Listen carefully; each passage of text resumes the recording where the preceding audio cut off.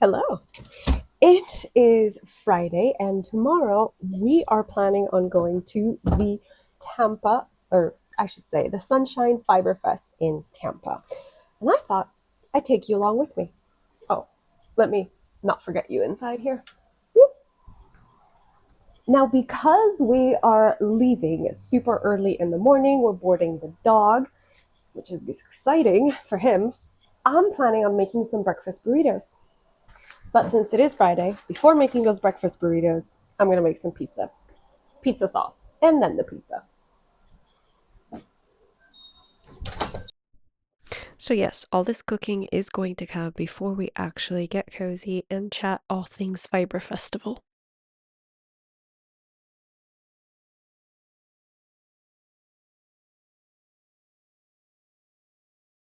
Our bounty so far, and now on to the cooking.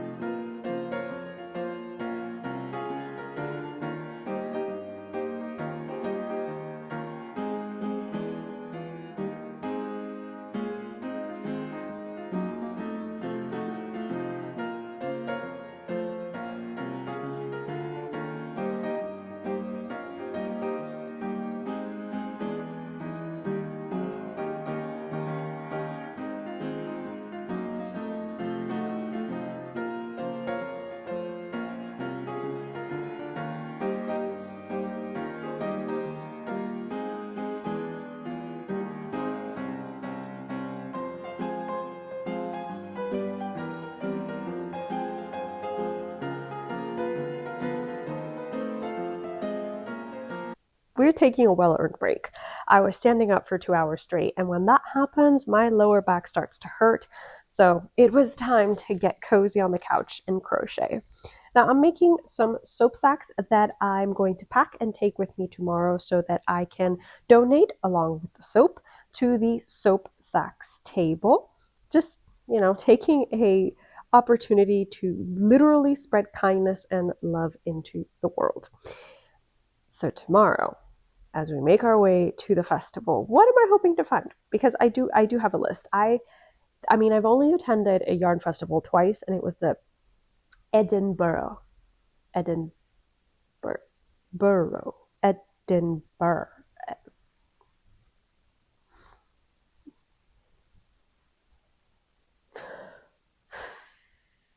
I think I need to practice how to say that a lot more. But the capital of Scotland. It was the capital of Scotland Fibre Festival, and I went 2 years in a row. That was the last time I went to a Fibre Festival, and that was way back in 2017. So, of course, I am very excited to go to one that's going to be local that I can drive to. So, no airfare, just prices of gasoline, I guess. Anyway, the point is that after attending two fiber festivals, I realized that I like having a little checklist for things that I want to encounter at the yarn festival or that I want to find at the yarn festival. One of them is, of course, meet new yarny people, hopefully some that are local to me, and of course, the yarn. Now, I do have a to buy list. Like this, I will definitely be buying if I find it. And it is 3 hanks or skeins of sport weight yarn. And I need those to design the page turner wrap. Now, technically, she already is designed. I already worked up how I want to do the panels and all of that, but I am not yet liking Heatherly Sport for this page turner wrap. For a shawl, I do like to have a little bit of a stiffer yarn that will be cozy and cuddly, but it also will stay where you put it and it's not being too slinky and sliding all over your shoulders. But for a wrap, I really want something that's going to feel thick and cuddly and just something that's going to invite me to wrap myself around in it. And for that, Heatherly Sport was just not, it was just not delivering for me. And that I could just be 100% a me thing, but since we're at that crossroads of I'm not going to keep crocheting on this because I'm not liking the yarn that I'm using for the project, uh, then I figured let's try and revive the pattern because I know some of you, hi Carol, are really looking forward to the page turner wrap, so I want to get it done. And other than the sport weight yarn, I'm just going to keep my eyes peeled for any green yarn that's going to be calling my attention. And yeah, honestly, I think I'm going for the experience. I want to challenge myself to try new things, and this is definitely a new thing that I'm trying. So, cheers. Anyway, I will see you tomorrow where we will actually make our way to the Sunshine Fiber Fest.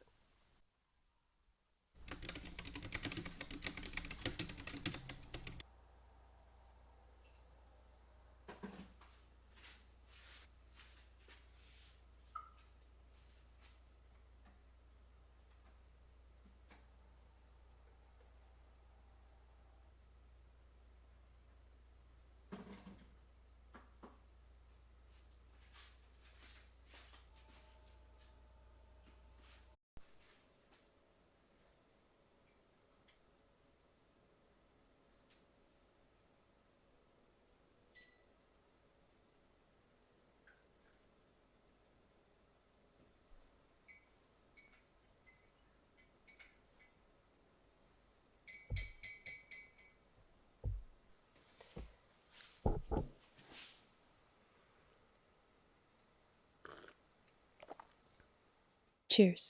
It's 5:30 in the morning. And don't get me wrong, like I used to wake up at 5:30 in the morning all the time. All the time. The years and years and years. Today, it was just not doable. If my sister, if my mom and my sister hadn't been texting at 4:45, I'd probably still be in bed. Anyway, that is a little bit too much talking for 5:30 in the morning, so let's grab a good book and let's slowly settle into the day. I love you. This is the outfit that I'm planning on wearing today. It's my crochet shift dress or my 1960s bobble dress, and I'm pairing it with a see-through black shirt as well as my docs, and I absolutely love this look. Good morning again. Ichiro has been dropped off in daycare. I'm stopping to fuel the car, and then we are truly well on our way to driving to the Hillsborough County Fairgrounds for the Sunshine Fiber Fest. I will not be recording anything because I am driving, so I will see you when I get over there.